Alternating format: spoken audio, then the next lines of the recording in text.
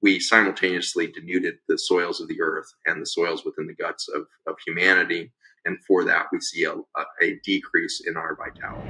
On this week's podcast, I am honored to have had the conversation with Zach Bush. He's a triple board certified medical doctor. He went to school at the University of Virginia. That's where I grew up. I went to college at William & Mary, so we have similarities in terms of where different parts of our lives have overlapped. In addition to his clinic, he spends the majority of his time now doing educational stuff. He started a new nonprofit called Farmer's Footprint. You can check it out online. We talk about it in the podcast. He's a huge advocate for regenerative agriculture. And we talk a lot about glyphosate, how to protect yourself from it, where it is, the pervasiveness of it in this podcast. This is not meant to be doom and gloom. This is meant to be awareness. Knowledge is power.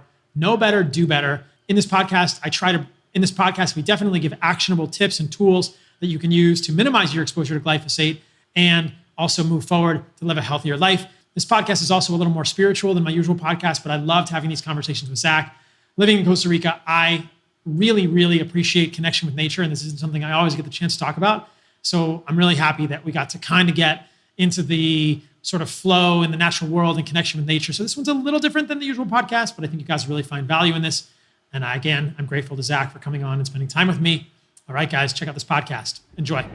Zach Bush, thanks for coming on the podcast, man. This has been a long time coming. I'm excited to talk to you. Paul, it's thrilling to be with you. Really glad to be with your audience as well. Yeah, man, I heard you say on another podcast a statistic that I thought was mind-blowing, that there's like a 2007 study in Mississippi, and they found glyphosate in 75% of air and rainwater samples. Yeah. Okay, what is glyphosate? How did we get here? And why is this a big deal? Amazing. It is an extraordinary statistic, and it's a demonstration of just a little bit of the short-sightedness of human industry and human behavior in our efforts towards an economic environment and social environment. Economic environment of scaling profits and scaling economies, a social phenomenon of convenience. And so I think it's important to just frame that, because there's a tendency in this space of, understanding environmental impact and toxicity of human behavior to blame companies or blame individuals or blame governments or whatever it is. And there's an opportunity for us to look much deeper than that injury and start to understand that this is actually an expression of humanity and our current relationship or failure of relationship to nature. So that's kind of the framework of understanding what is glyphosate. Glyphosate is a chemical that is in a family called the organophosphates. And the organophosphates were first commercially developed as chemical warfare. The first major success there was from a company named Monsanto that developed a compound called Agent Orange, which for 25 years was dumped into the rainforest and some of the most verdant ecosystems of the planet to destroy Cambodia and much of North Vietnam, to expose the Ho Chi Minh Trail so that the U.S. military and others were able to kill adversaries more effectively that had been hiding under the canopy of rainforests. And so this family of molecules was extraordinarily effective at destroying greenery. And we could take entire jungles into moonscapes in just a few weeks. And if you Google, Cambodia or North Vietnam, Ho Chi Minh Trail, maybe you need to add Agent Orange in there. It literally looks like the images you've seen of the moon. Gray dust for as far as you can see, not only green thing, there's no other color than gray. It looks like a nuclear bomb went off. And so trees are flattened, the whole region just turned into a moonscape. And so that chemical kind of warfare mentality of we can kill green was an effort towards, our first kind of full-on combat with nature played out at the large scale of humanity there. And after that 25-year journey, we had witnessed a lot of cancer and skin problems and pulmonary issues, immune system deficiencies in people that had been exposed to the Agent Orange. And you'll maybe remember, if you're old enough, that Vietnam vets had a huge morbidity and mortality from their exposure to these chemicals. So they came home in 1973. Monsanto, then out of a job with one of their main chemical productions, very small company at the time, not some big behemoth, started working on new applications for organophosphates, and they found their way into utilizing this family of compounds to clean municipal pipes instead of kill things. And so they found that it's a potent chelator. It pulls minerals out of the environment. And so rather than just killing green things, they realized they could clean pipes that had large amounts of sediment in it. So they started pouring amazing amounts of this through manufacturing plants, mining systems, and stuff like this to clean this. And what they found was it was super effective at cleaning out pipes that had decades or sometimes hundreds of years of sediment in it. They could chelate the minerals off of there, locking those minerals away from the biologic environment. Unfortunately, when the pipe then emptied into a pond or whatnot, it wiped out all the fish and biology. And so they, in their trials for this, realized they can't take this to market as a pipe cleaner because it took too high of a concentration. So they went back to the drawing board. And in 1974, they purchased a patent from a Japanese inventor who had patented another organophosphate chemical in 1959 and had never brought it to market. They purchased that, and then by 1976 launched that as a weed killer, recognizing that perhaps was slightly less toxic than the Agent Orange was their hope.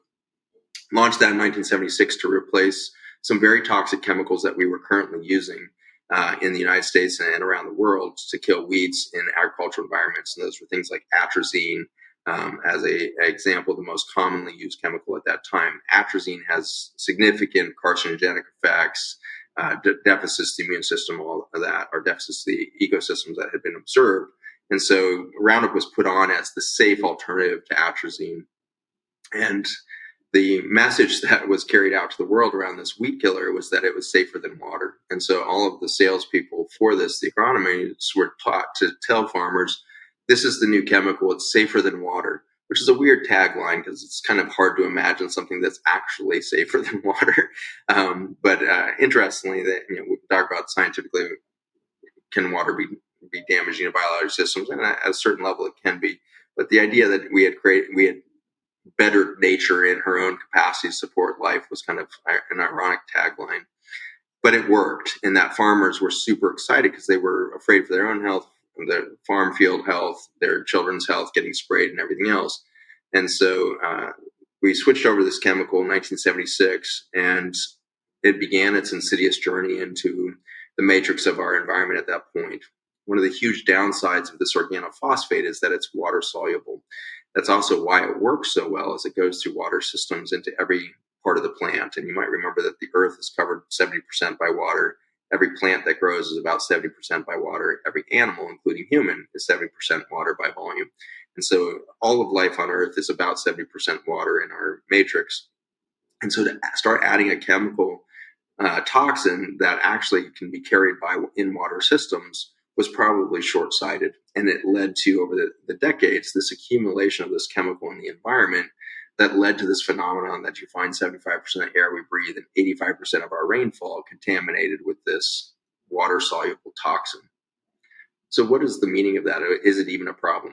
So now we have glyphosate everywhere in the water system. What's the meaning of that to nature? In its original patents, Monsanto revealed its mechanism of action, which is to block an enzyme pathway called the shikimate pathway that produces the critical amino acids that we call the essential amino acids in our food system. All biology relies on protein synthesis for embryology to form in a womb, all the way to our good health and vitality as we age. We rely on protein structures, and proteins compose structural proteins like tight junctions and gap junctions that we might talk about, but they also are the workforce. They form the enzymes, which are complex proteins that act kind of as these robotic machinery that do detoxification, do neurotransmitter movement of resources. So they're kind of the transportation, distribution, detox, coordination system of the whole body. Those are all complex proteins that we call enzymes. So enzymes, all the way to kind of structural proteins, rely on a very small data set of building blocks called amino acids. And there's 22 amino acids that build over 400,000 proteins that would make a human body possible. Those 22 are interesting in that the 22 amino acids, most of them can be made by every human cell. And so a human cell finds resources and can put an amino acid building block together.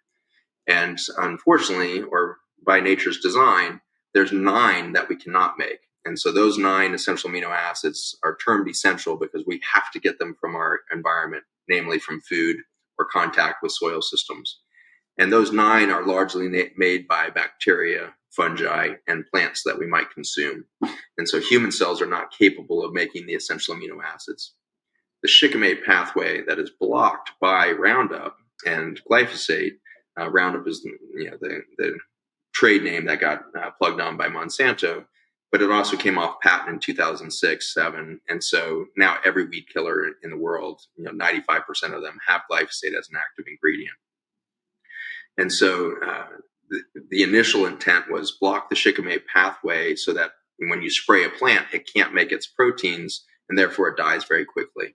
And so that was the initial mechanism of action of this weed killer as it was initially patented. What was quickly discovered, though, is that these essential amino acids go far beyond killing weeds, and they could be used in other applications or have other kind of biologic effects. When you think about deleting 4 of the 9 essential amino acids, you're talking about eliminating alphabet here, right? And so those 22 letters spell all of the words that would be proteins in the whole body. And if you imagine the English alphabet, 26 letters with those 6 vowels or whatnot, and you suddenly took away a couple vowels, you start misspelling every word. The essential amino acids are classic for that, in that they're not representing a third of the total amino acid pool. They're actually representing more like 80% because they are used so often as the vowels are in the alphabet of language or the alphabet of protein synthesis. And so we've deleted 4 of those critical amino acids from much of the pool of life over these last decades, as we have saturated the biology of the planet in this chemical that blocks our ability to build the building blocks for life. So you fast forward a couple of decades of this saturation effect, and you start to see the explosion of the chronic disease epidemic that could have never been imagined in 1976.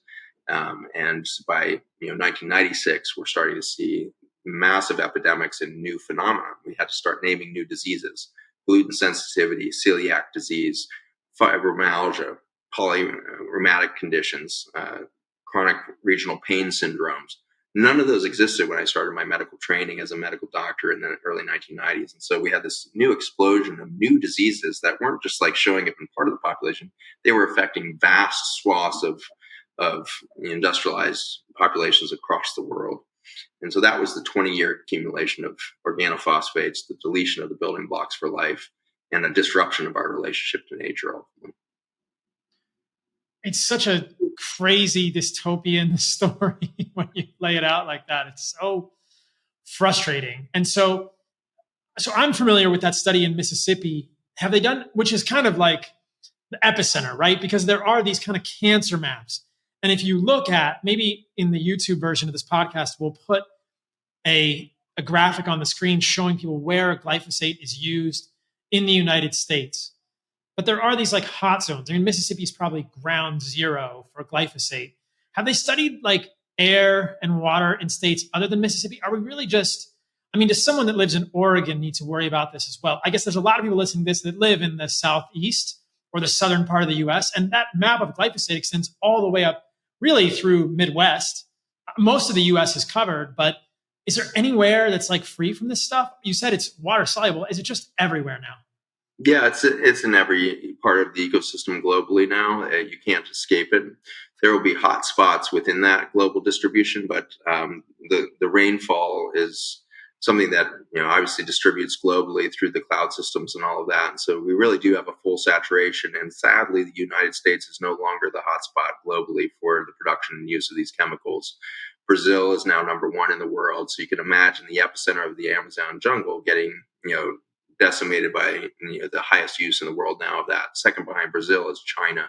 And so you can imagine all of Asia being buried in this. And in 2019 at the Sun Valley, Idaho festival, I was showing the glyphosate spraying in China and overlapping that with the air pollution of China. And I showed and predicted that the next pandemic of a respiratory virus would come out of Wuhan, because all you have to do is overlap glyphosate spraying with pork production with the air pollution, and the hottest spot in the entire world is right in Wuhan province. And so it felt like 6 months later I was like reading some sort of 8-ball, but it turns out that was just ridiculously predictable based on the simple biology of how we stress biology. And when biology is stressed, it makes viruses, and viruses require air pollution to travel far. And so it was very predictable that, if we were going to get distribution of a new virus, it was going to have to come out of this perfect storm of agricultural toxicity with industrial pollution overlaying it. And if you look at all of the death maps that came out of our pandemic, you can pinpoint exactly the overlaps of glyphosate exposure with air pollution, and that predicts your mortality rates in every state, every city within the world. And so the places with the highest air pollution or the most glyphosate had the highest mortality. Yeah. So you're going to see that pattern again and again repeated. And you asked, are people measuring this? And municipalities are often now measuring this. The federal government in the United States has now increased our tolerance or our safety threshold for glyphosate in the municipal drinking water of the whole country to 700 parts per billion. Europe is at 0.1 parts per billion. And so it's actually a 7,000-fold increase in what our allowables are in the United States, because we realized as we started testing municipal water systems that we weren't even remotely close to European standards. And so to realize we're 7,000 times higher by a safety threshold is amazing. That's 700 parts per billion. But my laboratory, which has been working on glyphosate toxicity in human cells over the last 10 years, we've been able to show human cell direct toxicity within minutes of exposure at 2 parts per billion. And so 700 parts per billion in our drinking water is nowhere near close if we can show it at 2 parts per billion, the disruption of protein synthesis. And that's the primary thing we can show, is that as soon as glyphosate hits protein environments of humans, we start to lose protein integrity, and we start to get dysfunction. And then, unfortunately, the first place that we see that is in the tight junctions. And so the tight junctions are the Velcro that hold human cells together. It's kind of miraculous that you and I are sitting here as 70 trillion cell organisms. Those 70 trillion human cells are held together by this Velcro. And so of all of the organ systems I have, the most complex and largest cooperative structure that we have is the gut membrane. My gut membrane, when spread out anatomically, covers 2 tennis courts in surface area.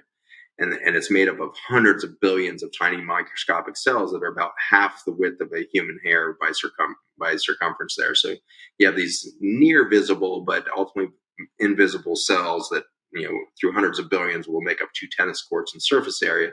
And to become that barrier or that healthy boundary from the outside world to your immune system, which sits just beneath that membrane, you have to have tight junctions. And what we've shown again and again in every single organism, not just humans, but everything from mice and rats all the way to cattle and dogs, cats, every animal species we've tested, same phenomenon, that within minutes, the tight junctions fall apart. Within 3 minutes, at these very low exposures, you start to see that leak across the gut membrane. And when you create a permeable surface that no longer has coherent understanding of inside and outside, you start to get this phenomenon of immune activation that ultimately leads to chronic inflammation. And so instead of that acute inflammatory reaction that's life-saving, you start to do so much injury. Every breath you take is now injuring your immune system. Every bite of food you take, every drink of water you take is now going straight through the gut lining right into your immune system instead of being a boundary event.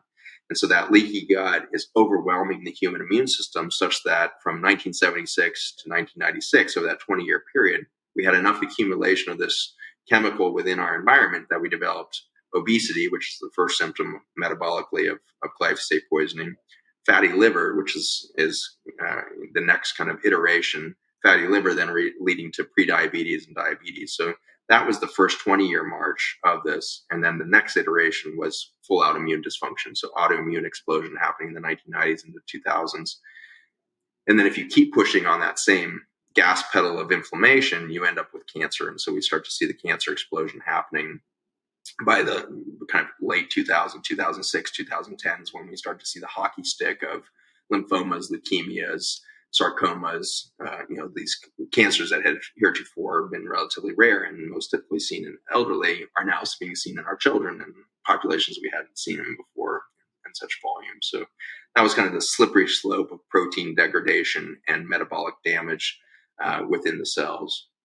I should probably I'm sorry, I can go on with one question. Typically, it takes me an hour to answer, but there is one other aspect other than the amino acid disruption that we should point out is that Monsanto went on to repatent this thing as an antimicrobial. And so antibiotic, anti-parasite, antifungal, it's been patented in all of those spaces because it's recognized that it kills single cell microorganisms throughout the ecosystem.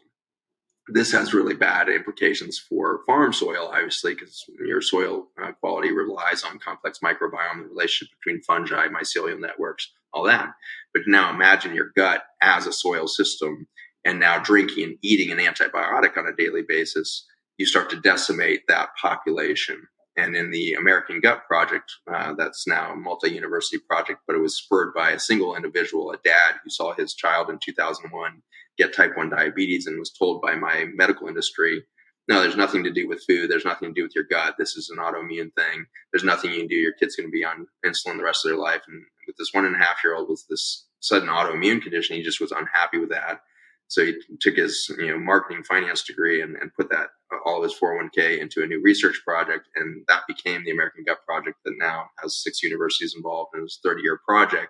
But what they've been able to show is that the healthy immune or the healthy gut microbiome or soil system that we can find in hunter-gatherers in Africa and other people who haven't been exposed to Western food systems, you typically will find 40,000 species of bacteria, let alone maybe another 500,000 fungi, and beyond that with protozoa and all that. But 40,000 species of bacteria seems to be like kind of our ideal baseline.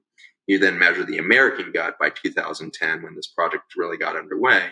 And by this time, by 2010, we're showing 8,000 species instead of 40,000. So we'd lost 70 to 80% of our workforce as a soil system, which is responsible for delivering nutrients, delivering water, delivering the vitality of biology, ultimately. And so we simultaneously denuded the soils of the earth and the soils within the guts of humanity. And for that, we see a decrease in our vitality. After trying many BS supplements, this actually works. Check out this review on beef organs from Heart and Soil Supplements. I'll get right back to the podcast in a moment. So this gentleman says, I'm a night shift cop and my lifestyle is demanding on my body. I've been following Paul and trying to utilize diet to minimize the impact of my lifestyle on my health, as well as alleviate symptoms I already have. I began more animal-based clean living habits, as well as taking beef organs from Heart and Soil Supplements. Here is what I found after 6 months in use. Decreased gut issue, acne has gone away. I wish I could attach photos, but for years I had white horizontal lines going all the way up my nails. Recently learned this could be a sign of nutrition deficiency. My nails are completely clear now. I'm a former college athlete. I've tried many supplements over the years, proteins, greens, various muscle recovery formulas, vitamins. I'm not super in touch with my body, so for me to notice a change, it must be significant. This is the only one of many supplements I've tried where I truly felt a difference. The quality is totally worth it. So I talk a lot about regenerative agriculture in this podcast with Zach, and I'm super proud of the fact that all of our supplements from Heart and Soil are sourced from New Zealand, where they practice regenerative agriculture on the farms that we're using. So this is beyond organic. These are the finest desiccated organ supplements on the market.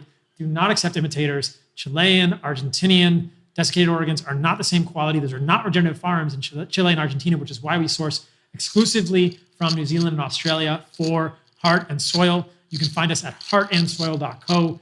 We are regenerative. We are small batch. These are desiccated organs. Beef organs contains heart, liver, kidney, spleen, and pancreas. And it's an incredible way to get unique nutrients and organs that are not well representative of muscle, meat, or many things on the planet at all in terms of foods. Organs are vital for humans to be optimal. Check us out, heartandsoil.co. Back to the podcast. And this has been measured in humans, right? I mean, there's some statistic that I've heard repeated. I've never seen the study that over 90% of people, maybe 95, 98, what's the number of people have detectable levels of glyphosate in our biology? I mean, probably all of us do, 100%, unless you're... I think so. I think it's 100%. Whether or not we can measure that accurately or not is, maybe it's 90% we can measure it in. But we did our own clinical trial in our laboratories and in our clinical population. And what we were doing was showing urine concentrations of glyphosate, pre and post, exposure to fossil soils. So what was the intelligence of soils before all this chemical input? And that's what our biotech company's been doing, is putting fossil soil into supplements to see if we can, reverse chronic disease epidemic through a reconnect to the intelligence of ancient soil systems. And so we were doing that study, and what we found was we couldn't find a single patient. And these were patients that were largely coming out of our clinical population. So these were people that already knew this information and were trying to eat organic, trying to be as clean as they could, trying to avoid glyphosate. So we picked the healthiest, in some ways, the most privileged people on the planet in regards to their knowledge of and efforts to avoid it. And still 100% of them had glyphosate in their urine. So I don't know that if there's anybody who's been able to stay glyphosate free on the planet. I highly doubt it, just because of the connected biology that we have and the fact that this chemical has been infiltrating our water system for 45 years now in a big way. And you mentioned this, but I just want to draw the connection here as well. What happens if you overlay maps of glyphosate use and cancer incidents in the United States? Yeah, thank you for that. Yeah, that was kind of my big debut in the medical system. So even before I started my nonprofits, I was lecturing to medical doctors all over the country and ultimately internationally with these maps. And so I was showing that the glyphosate spraying, 80% of the glyphosate spray in the United States is done in what we would call generally the Midwest, kind of running from North Dakota, South Dakota, Minnesota area, all the way down to the Mississippi and the Gulf of Mexico. And so this huge broad swathe covers about 18 different states in the majority of it. But that 18 to 20 states within our 50 spray about 80% of the glyphosate into our system, because this is where we do most of our large-scale agriculture in the country. And then a couple other hot spots, California being a major one, because it's where most of our produce comes from that ends up on a human food plate, is coming out of just a few counties in Northern California. So you get these hot spots. Washington, Oregon has a hot spot. Northern California has a hot spot. Southern California around San Diego County, a hot spot. And then a few others around the country outside the Midwest. But all of that 80% sprayed happens to go into a single river system, which is the Mississippi tributaries. And so they start up near the border of Canada, and they collect that 80% of farm runoff from those environments, and that any water-soluble nutrient, toxin, herbicide, pesticide, whatever it is going to end up in that water body. And the Mississippi ends in the last 90 miles of it in Louisiana, in the Gulf of Mexico there. And Louisiana has the highest cancer rates in the entire developed world now, as it collects that huge swath of glyphosate. And we call that Cancer Alley. So the Cancer Alley runs between Baton Rouge and New Orleans. And so the highest rates of cancer in the developed world are sitting right there at our glyphosate, epicenter. And when we looked at the cancer pattern around the country and superposed that, you realize it's not the spraying of the chemical that's mapping our cancer. It's the accumulation of it within water systems, and it's then distribution through air and rain. And so it's the air-rain distribution of that Mississippi River that you can see our cancer hotspot became. And the striking thing that I was showing is that before 1996, our cancer in the United States was always, as far back as we measured it, over 100 years, had always been the Northeast, with one little pocket in the Northwest around prostate cancer. But cancers across the board were always in our hot pocket of the Northeast. We had never seen a cancer epidemic in the deep South of the United States. And this is very important, because a lot of people will justify our current cancer map by being a map of socioeconomic risk. Well, poor people and depressed economies and blah, blah, blah. No. Mississippi, Louisiana were some of our poorest states in 1995, and they are today. And the cancer risk was not there in 1995. And by 2005, they had become the epicenter. So it was not an economic phenomenon. It is fully a toxin phenomenon. Wow. So United States, Midwest, a couple of pockets, Southern California, Washington, Oregon, Brazil, China. There are some places in Europe where they're sort of getting rid of it, right? Like, I forget that. Nobody's got rid of it over there yet, but they're making efforts towards it. Right. And so there's hopes that France will be maybe, free of glyphosate by 2025. But every time they set the guideposts, they move, because the industry comes in and there's special interest push, and the governments are having a really hard time putting down their foot. I believe pretty deeply that the first fully organic country in the world is going to be Russia. They set goals almost 6 years back that they would become a completely organic production system by 2025. And they already, a long time back, were the cleanest production system of grains and other legumes to the world. So much so that by, I think it's 3 to 5 years ago, Germany jumped on board with Japan, that had done it previously, was to outlaw the importation of all North American grains. Canada and the United States, both practicing these chemical intensive methods for producing corn, soybean, wheat, and the rest. And so grain importation got outlawed in Japan and then subsequently in Germany. And Germany then became their primary export or import locations were from Ukraine and Russia. And so when you see the current sociopolitical, expression of war, it used to just be follow the oil. That was how you mapped, conflicts and where wars would be started. Now you can follow oil and soil and see exactly where the wars are being seeded.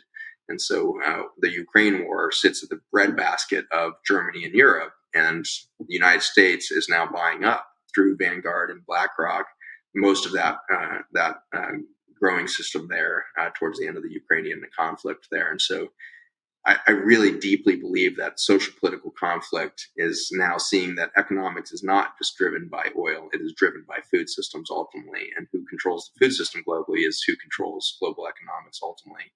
And so we're seeing a pivot from oil to soil as the most valuable asset on the planet.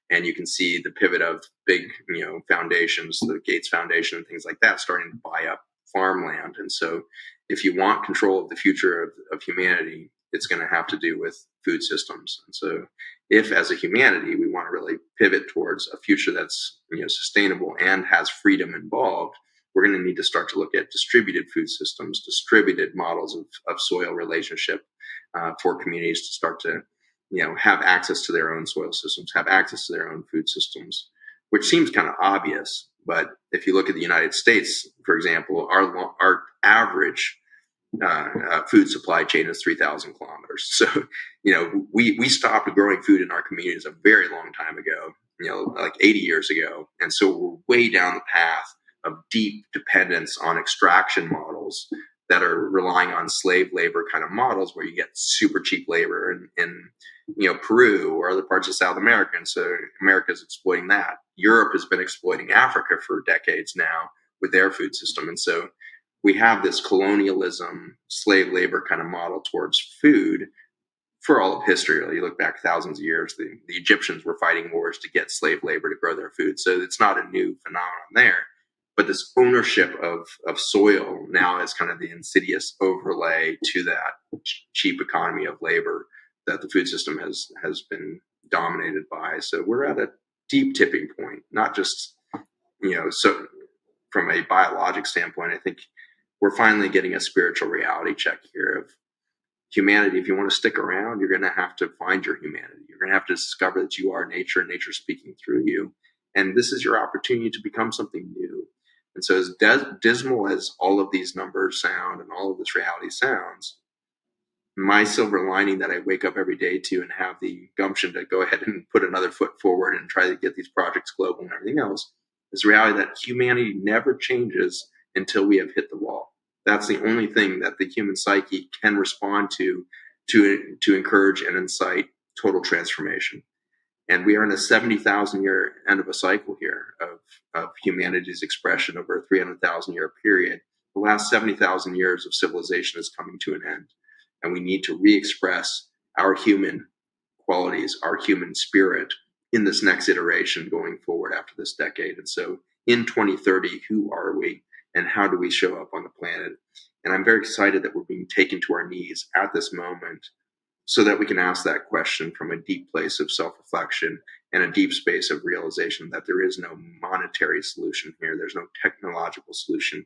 There's in some ways only our spiritual reconnection that has to happen as we realize ourselves to be indigenous to planet Earth. And if we could remember that indigenous culture within us, I think we have a path forward. And there are glimmers of hope here. I think that's an amazing clarion call that you outlined there for people. And we're in kind of a precarious position with regard to our health and the ubiquitous nature of this compound and other compounds as well, and just the quality of our food system. But I've heard you say some things I think I heard you say, and tell me if I'm misquoting you or this is wrong, that if the organic food movement grows, there is a tipping point at which Monsanto can no longer be supported or Monsanto can't be solvent. I think I heard you say that if 40% of our food is grown organically, Monsanto kind of collapses. I should say Bayer Monsanto now, because they're now a conglomerate. Just so people know that the pharmaceutical industry and Monsanto are now connected. If you had any misgivings about the dystopian nature of this predicament. So is that true that if we elevate organic food, or if we can help consumers understand the importance of organic food, there is a point at which we could tip this in the right direction? Yes, that is true. And the numbers might be debated slightly, but the general structure is actually pretty well known outside of this predicament. We know pretty well from a socioeconomic standpoint at which point does an industry have to go through transformation, or an old system completely fail economically. And that number is actually quite low, around 16% of an industry. So when 16% of an industry hits this new threshold of possibility or expression, the whole follows very quickly. Right now, we're at about 4% in the United States of our agricultural system practicing organic agriculture, but only about 0.1% or so practicing regenerative organic. The difference there is kind of important, that organic agriculture was basically an anti-movement, anti-chemical. And so here's the things that you cannot do. And if you don't do these things, then you're an organic farmer. The downside of an anti-movement, which is our model for general activism, unfortunately, perhaps globally, is it's not showing us the future. It's showing us what we don't want to repeat, but it's not showing us a path to the alternative way of being. And so what happened with the organic industry is we stopped using chemicals, but we started relying on other technologies to do what the chemicals used to do, which is namely to knock down your cover crops or your weeds so that you could have bare soil to plant in. And what we tended to do is start to overplow instead of spray. And in overplowing, we did the same damage. And so if you look, my aha moment came in 2018 when we were filming a documentary from the headwaters of the Mississippi down to New Orleans to tell this story of the maps that I just mentioned and all that. If you want to see that short film, 22 minutes, farmersfootprint.us is the org. And you can see those cancer maps overlaid with the spraying maps and all of that in a 22-minute film there. But in our very first farm that we stopped at, there happened to be a soil education group there, and they were showing the difference between organic and conventional soils and their quality of nutrient density and kind of vitality. And I was devastated to see that the organic soils were actually underperforming compared to conventional chemical agriculture. And so I had set out to tell this film, asked my company to put up all this money to make this film. And then like day 3, I'm like, oh my God, we have the wrong premise here. What the heck are we doing? Fortunately, they had in that soil test, about an hour later, a demonstration of regenerative soil and its capacity to overcome the problem. And what I saw was a philosophy that started to go pro-future rather than anti-past. And so organic is a symptom of we're anti-chemicals, but what the heck are we? Are we just more mechanized versions of trying to do the same thing? What happened with regenerative agriculture is a recognition of hundreds of years of indigenous cultures that had practiced soil management instead of crop production. With the focus on the soil instead of the output, it changed the relationship of the farmer or the homeowner to the end product. And this is kind of the healing of the planet now, where instead of measuring how much we're extracting from the planet, we start measuring how much we give to the planet. And when nature is given to, when we start to provide for nature, it's unbelievable the abundance that comes back to us. And so this is kind of this rediscovery of the relationship of humanity and our soil systems, globally, is this regenerative movement. And it's been popularized and really, successfully, demonstrated in biodynamic farming and, other forms of agriculture that date back hundreds of years, and then some more recent ones that have come online, new Korean farming and some of these other aspects of farming. So regenerative agriculture in my world is kind of a bucket that we can throw a bunch of different farming practices in that have been soil centric and have been focused on the relationship of the producer towards producing soil and healthy ecology, rather than just measuring bushels of corn on the backside of that equation. So that was where we pivoted in 2018 to realizing that the movement needed to be regenerative. And since I had been studying this stuff, on the ground for all these years and didn't know the word regenerative agriculture at the time, we realized we were going to need to be part of a network of new organizations that were coming online to popularize the understanding of regenerative agriculture at the global scale and start to become storytellers to those farmers that were already successfully showing this model at scale around the world in almost every ecosystem on the planet, showing the success of soil management rather than crop production as a focus of their efforts, and the incredible abundance that was coming out of that, not just from a crop standpoint, but actually from a sociology standpoint, starting to resolve the tragedy of no succession plans for most farms on the land, because in the current chemical model, there's such small revenue streams that are squeaked out of these things. And you wake up every morning as a farmer to get on your tractor and kill something. You're spraying herbicides, you're spraying pesticides, you're in hazmat gear, mixing these chemicals together. When kids see their parents engaged in this activity every day, it's very uninspiring. And then to see the stress of their parents as bankruptcy comes closer and closer, and their parents are trying not to lose the fifth generation farm and all of this, and suicide rates are 5 times higher than any other industry in the world. No wonder the average farmer in the United States is now 70 years old without a succession plan, because the younger generations were told to go elsewhere, go do something else. This is not your future. And we were watching regenerative farmers reverse that pattern where they were so in joy and amazement and spiritual enrichment for their relationship back to the land that their children were being inspired to rejoin that effort and to become part of that.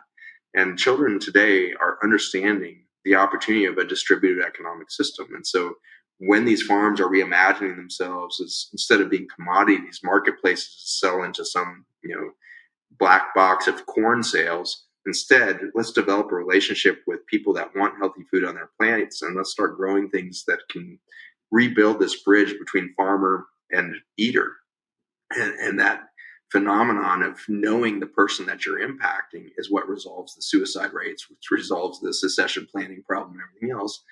And these elder farmers that are making this transition in their 50s, 60s, and 70s don't know how to make that distributed leap, but their grandchildren do. Their grandchildren know how to put up a website, how to create a brand, how to do social media, how to do crowdfunding.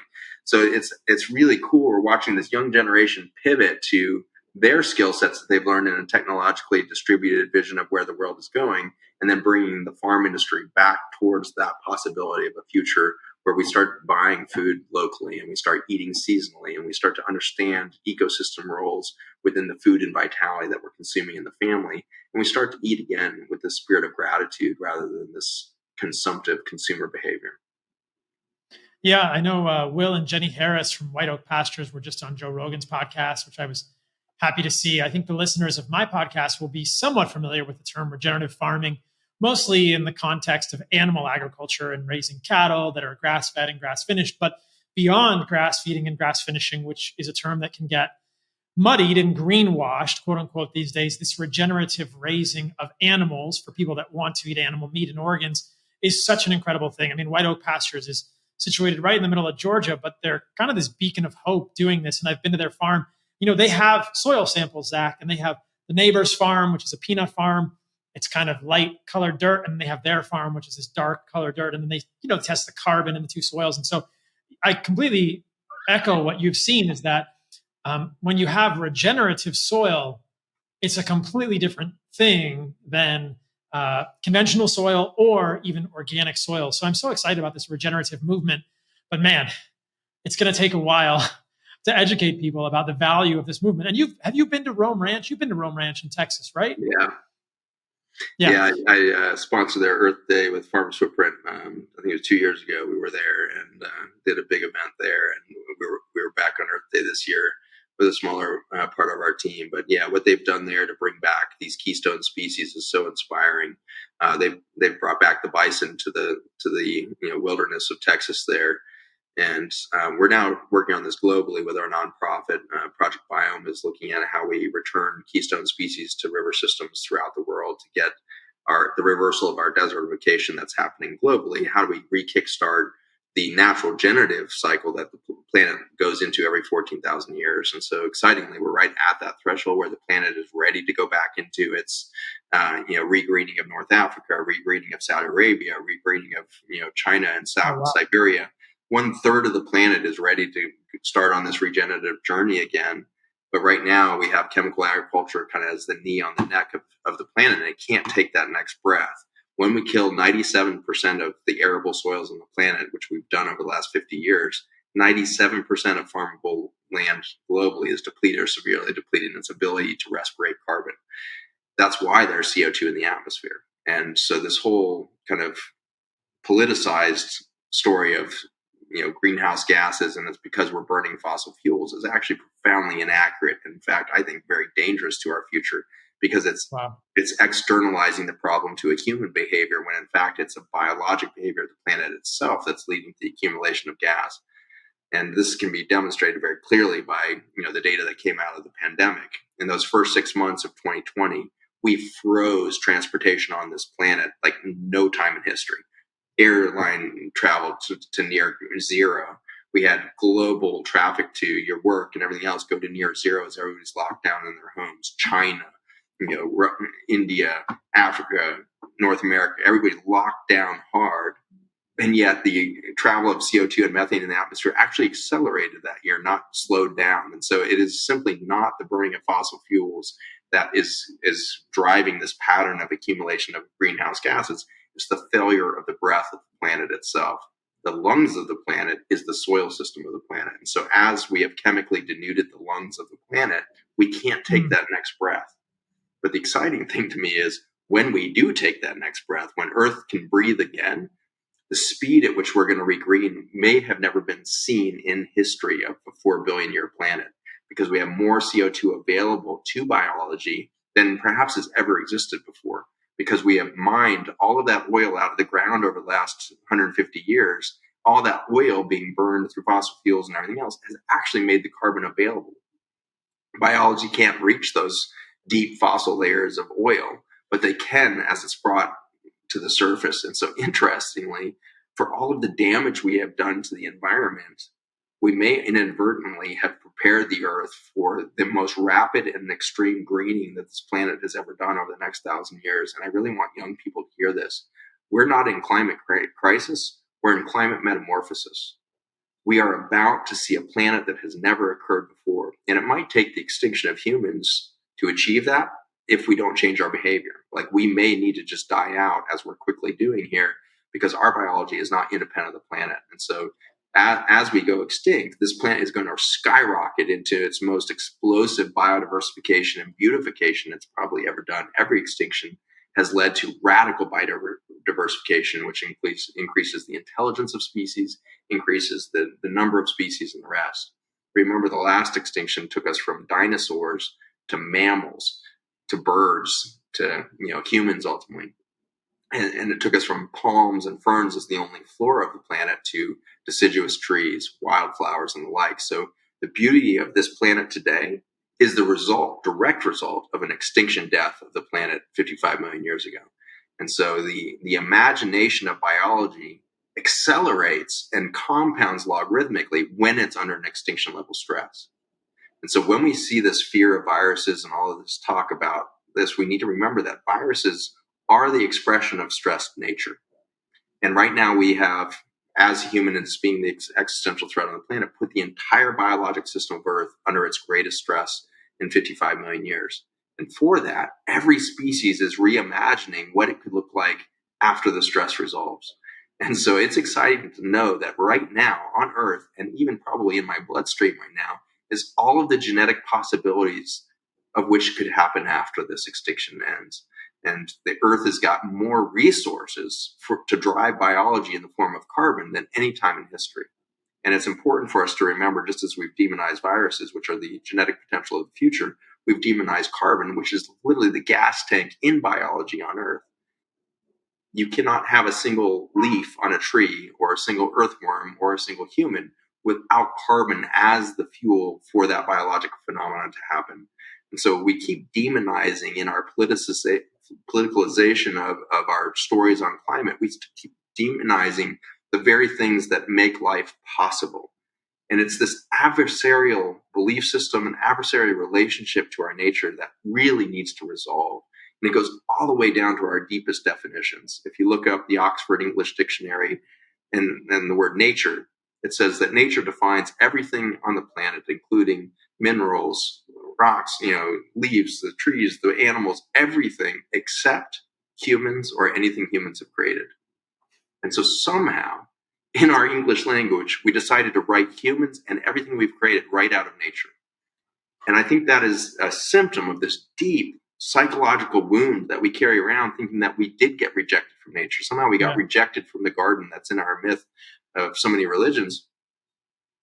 If we got rejected from nature, then that must mean nature is against us. And so we have had this stance against nature for thousands of years. And the rise and fall of empires is driven out of the scarcity that happens when you don't think you belong to nature, when you don't think you have a mother. When we reaccept nature as our mother, as the source of life itself that made humans possible, and as we accept that nature is literally speaking through our biology to a future event, or at least to this present event, but I think to this future event of what comes after our current iteration of humanity, then we can resolve that fear paradigm. And when we lose the fear and also the guilt and shame, we have to lose the guilt and shame that we're the worst thing that ever happened on the planet, we're the cancer of the planet, we're the existential threat. We need to lose the fear of nature and also the guilt and shame of our relationship to that nature, and start to realize that actually, even in our worst mistakes, we prepared nature for her rebirth. The stress that we have induced has prepared her for the new birth that will be this new planet, this new future. And so for that, I think we can start to remind each other that we need to apologize to one another. We need to apologize deeply to our earth itself, perhaps. And then we need that forgiveness to come through.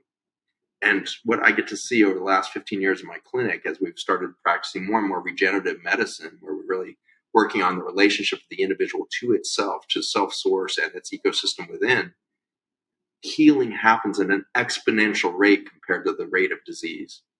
And so patients who have been accumulating disease for 30, 40 years can come in 3 or 4 months, see reversal of those disease processes that took decades to occur.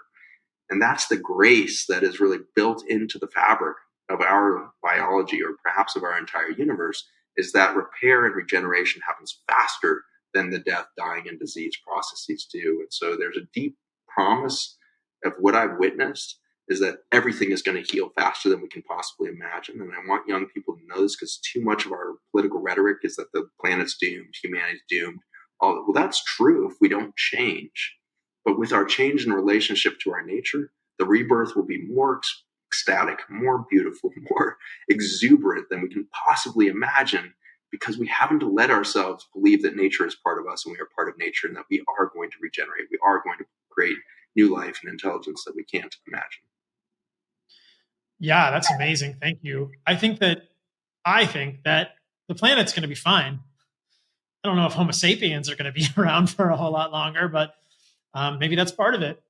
We learned. I mean, there's multiple species of humans. I think that even for me, for so many of us, it's so hard to conceptualize the fact that there are these much broader cycles of life on this planet than what we imagine. I mean, this is 2023.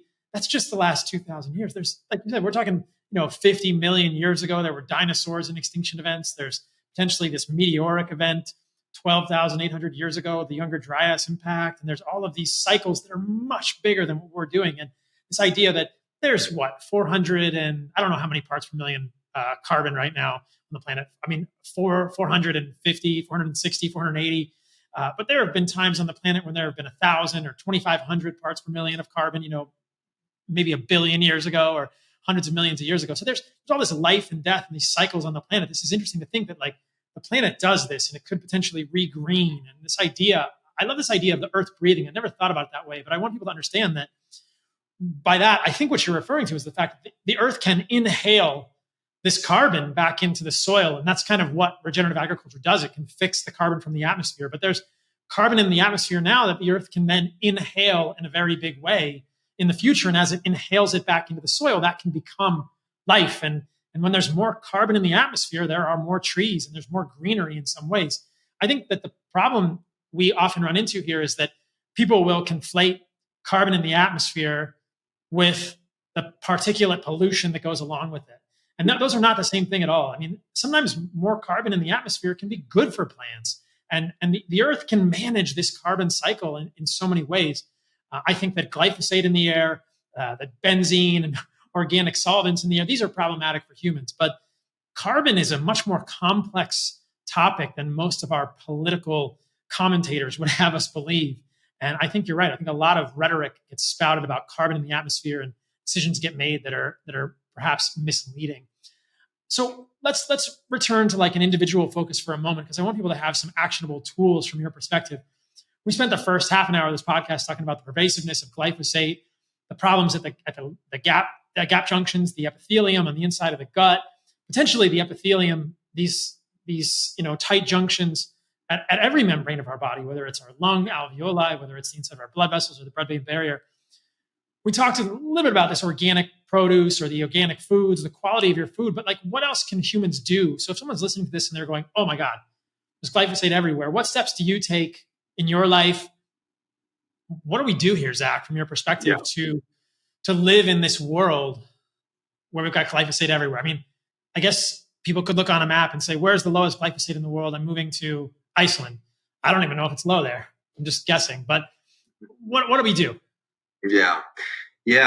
The journey has been interesting. When we first started in 2018, we were going to be prescriptive. Stop doing this and go do this, and even when by 2020, when we launched, a lot of our programming around farmers' footprint and all of this, we really had this belief that if we told people enough information that they should go do this instead, then we would all be okay. And what slowly happened is that my clinical world of medicine started to merge with this farming, kind of food systems experience. In that, over a 25-year history as a medical doctor, I started to realize that there is no extrinsic thing that I can give a patient.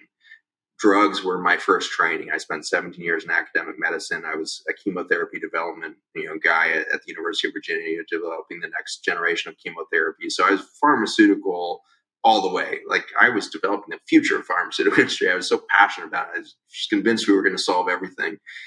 And in that journey, it was actually my patients that started to show me that no matter how good my chemotherapy got, I was never going to stop this huge deluge of cancer that was starting to emerge from the population. And it was one of my patients that was in my very first clinical trial with this new drug that I had developed, that she was literally the first one, 6 capsules in her hand, and I'm trying to convince her to swallow these new capsules, this new drug. And she finally, in her deep intuition says, what do these 6 capsules have to do with the reason I got cancer?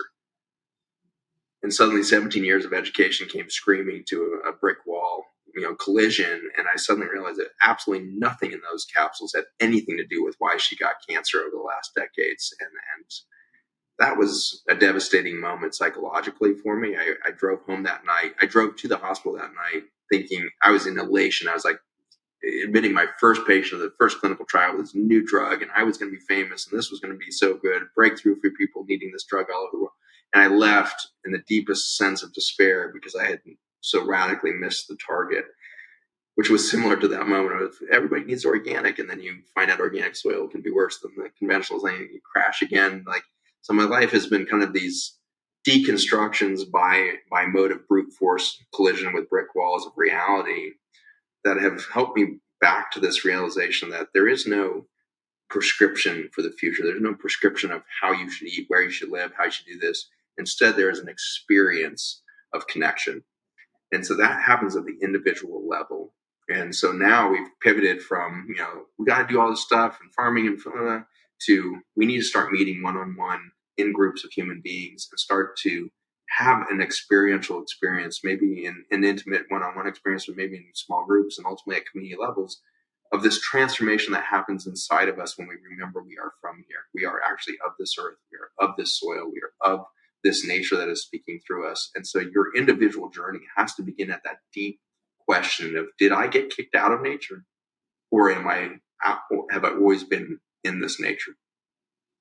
That has to resolve within you if you expect your future lifestyle to actually match the value system and biologic reality of the nature you live within. Because if you don't solve that deep wound of rejection, then you're not going to solve the scarcity mentality that drives us towards this extraction and competitiveness and kind of destruction, colonialism model of human expression. You could go fix the way you go buy food at the farmer's market instead of the grocery store or something like this, but you're still going to be consuming at a rate that's destroying the planet in different ways. And so it's really this deep reevaluation of who am I and where do I hail from? What do I have to express here? Why did I come here at this moment? It's kind of unique. Humans have been around 300,000 years, and yet you picked this decade to be in the state that you'd even be listening to this podcast. Why are you here listening to this podcast? You must be in some sort of deep relationship back to nature that's calling you to be part of this transition of humanity into our new expression. You would not be listening to this. This would not have come into your consciousness had you not been part of the solution. And so I deeply believe that on a quantum physics level, is there is no particle in the universe out of place. There is no mistake happening within the cosmos right now. Instead, nature is iterating, expressing, and showing more and more beauty, intelligence, and therefore more capacity to see that beauty and therefore vibrate in this vibration that we might call love.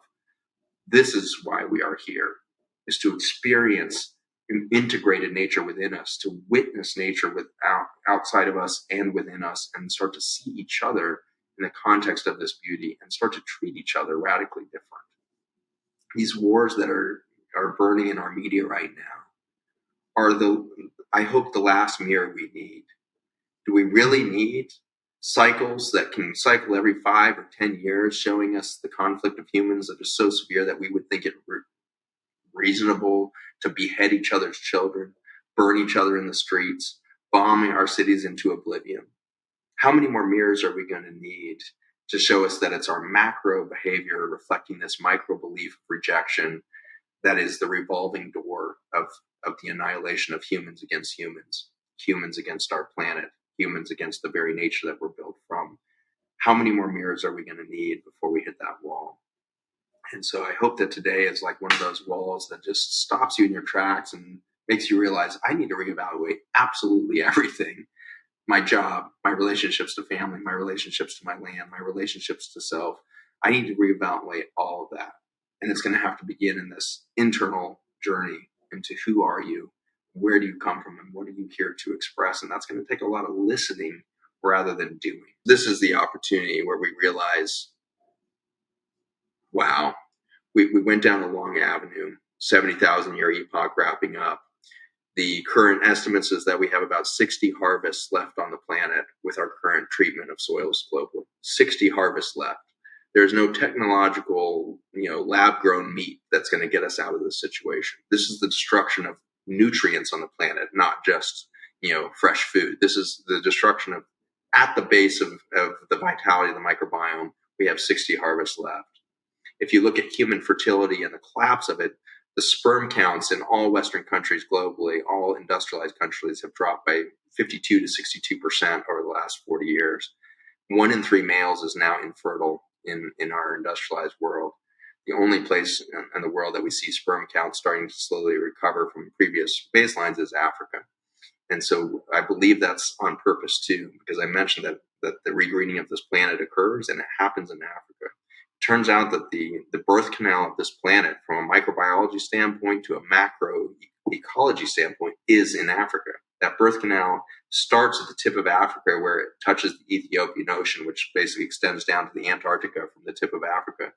That big triangular ocean seems to be the womb of all of the biologic mix of viruses and new genetic potential. And so something about that ocean and the energy that it has with the energetics of the planet functions as a womb. And where it touches land, near the southeastern tip of South Africa, we see the birth canal of life. And so the microbes move from ocean to land, and we saw the first life there in a place that's called the Cradle of Life.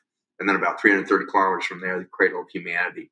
And so we can see these original, emergences of life all the way from the first bacteria 3 billion years ago to humanity just 300,000 years ago.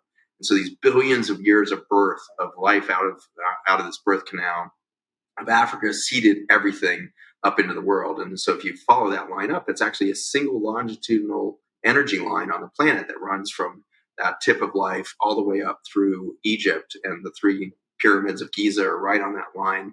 Run that up to Scandinavia, and you've got Stonehenge and all the original things. And so the original peoples that predated our current history knew that this was the energetic birthplace of life on planet, and we needed to tune the planet and maybe the cosmos through this energetic line to continue to consolidate energy and new potential for life. And so we've been dancing on this meridian for hundreds of thousands of years of human history, and we're starting to rediscover this meridian scientifically, emotionally, and spiritually. We're all coming back to our indigenous birthplace. Every single human is African, period. We all came from this one place, and then there was a diaspora about 100,000 years into our history where we started to learn how to do transportation, distribution. We started moving continents and all of this, but there was 100,000 years where we were all there, and then the genetics started to distribute through the planet. And so we are all iterative versions of African blood, African homeland. And if you've never been to Africa, I strongly encourage you to go see at least a sunset in Africa. That was a big reset in my life. The first sunset I saw in Africa was my first cellular awakening that I am from planet Earth. I have a deep cellular remembrance all the way back to the beginning of my humanity that is ignited by the colors and distribution of patterns that happen uniquely in those African sunsets. So go back to our origin place if you get the opportunity. Botswana, Zimbabwe, South Africa. Go back into some of these, the Ethiopian Rift Valley. If you get the chance to go back into these places, I guarantee you something will be ignited in you that will be irrepressible, because you're here right now at the rebirth of humanity. And I think for us to really, truly rebirth, we're going to have to come to a remembrance of where we have been, a forgiveness of our path, and a rebirth through grace, where we leave behind fear, guilt, shame paradigms in our relationship to nature so that we can re-express humanity before we go extinct. With 1/3 of our population already infertile by sperm count, we have about 60 to 80 years left of human species reproduction capacity. And again, in vitro fertilization is just a band-aid at the end of the hospice journey of our species. The proteins and structures within those sperm are being degraded elementally. And so right now, you can maybe get pregnant if you stick it in a test tube, but in the next 2 decades, with the continued accumulation of the epigenetic downstream, there's no sperm on the planet that has the capacity for that rebirth event to happen. And so I'm, as horrible as those numbers are, 60 harvests left, 80 years of human fertility left, we are on our hospice moment because we should be, because we have created this opportunity for ourselves. We have created the opportunity to completely transform as the only method of survival. There is no linear path towards recovery because we carry too much epigenetic and genetic trauma from the generations before us that have been living out this divorce from our nature. Yeah, wow. I mean, I went to Tanzania a few years ago and got to spend time there with the Hadza, and to see part of that East African Rift Valley and kind of that really some of the original footprints, some of the oldest fossilized archaeologic, anthropologic remains of humans, the footprints, it's pretty close to the discovery of the Lucy skeleton and the Lucy fossils in Tanzania. So it was really cool, and it definitely stirred some things within me. It was pretty interesting staying at the edge of that sort of cliff and looking out across the national park. You could see elephants down there and giraffes. It was a different world. It was really Lion King-esque was my moment there. But it is true. There's something about that region of the world. And I was there interested in their life as the Hadza hunter-gatherers, but it's truly an incredible place, and I think people should go visit it. Man, thank you so much for the conversations. We've mentioned this a few times, but I want to make sure that people understand this nonprofit you've created, the Farmer's Footprint. So tell us about this as we wrap up and where people can explore it. You mentioned a little bit about this documentary that's there, but this is it seems like this is a really amazing thing that you've done as a nonprofit at this stage in your life to try and support these movements that you believe in so deeply. FarmersFootprint.us is the website there for the original organization here in the US, but it has now seeded itself around the world. So if you're in Europe, you can go to FarmersFootprint.uk, which is kind of our hub for the European and UK marketplace. And so that experience that you can get there in Farmer's Footprint is reconnecting communities to their food systems, reconnecting communities to our relationship with the world that we live in. And so FarmersFootprint.us is your kind of hub there. FarmersFootprint.org.au is our Australia arm. An incredible team down there. I just spent a couple of weeks down there with them with mind-blowing results. The speed at which the regenerative revolution is happening in Australia is so exciting. FarmersFootprint.nz, our New Zealand team, is just coming online. So if you happen to be hailing from that part of the world, please dial into that new team. They could really use your support and activation right now as part of their new community there. And then projectbiome.org is our global project for reinitiating this birth canal of the planet and kind of reconsidering the possibility that this is metamorphosis rather than crisis when it comes to climate and human health. So projectbiome.org can be there. If you want a bunch more education and a bunch of other stuff around the human health side of everything we've talked about, then all that education is free on my website, zachbushmd.com. Can get you there. The knowledge page has many dozens of hours of content there, long form discussions around what is a virus, what is soil, what is nutrients, what is disease. All of these big topics are tackled both in kind of me delivering information as well as some amazing expert panels that are represented in the Global Health Education Summits there that are publicly available there. So a lot of ways for you guys to engage with everything we do. If you want to take a deep dive into the power of fossil soil to reinvigorate humanity by looking at how this repairs and regenerates the human gut, the human immune system, and beyond, the website is www.intelligenceofnature.com. So lots of access points for you. Amazing. Thank you so much for your work, man. It's so great to connect with you. Wonderful to be with you, Paul. Thank you for the whole community there. And I'll leave you with one final thing that I just think is irrepressible and it just came to my mind. When everything I mentioned is kind of your activation of finding self, I want to give you this one thing as a parent, perhaps, or somebody managing a household. Terrifying to find out that your food and water is all carrying this chemical. But a study that recently came out from the University of Ohio was studying the impact of herbicides and pesticides on rabbits and trying to find where are these thresholds of safety. And one of the most toxic cohorts, one of the groups of rabbits that were exposed to the highest levels of pesticides and herbicides, had this inexplicable survival rate. They just seemed to be bulletproof to these chemicals. And at the end of this trial, they just could not figure out what's confounding. Where I finally went and talked to the technician that was actually feeding these rabbits. And it turned out that this individual was so in love with rabbits that before feeding them, he would spend 5 or 10 minutes with each rabbit, stroking them, telling them how beautiful they are, how much they love them, and just programming into them his love and witness of who they are. And they were transmuting the toxins to a point where there was no biologic consequence. And so this is where I think we can begin the new revolution, is love each other so deeply that when we serve each other food, there is no negative impact in our biology because the love and the joy that it is served with and is baked into that food can overcome the toxicity of our cumulative human journey. So love each other into the future and love the food that you serve one another. And I think we start this process of healing. That sounds amazing. That's incredible. What a great message. Thank you, my friend. Take care, Paul.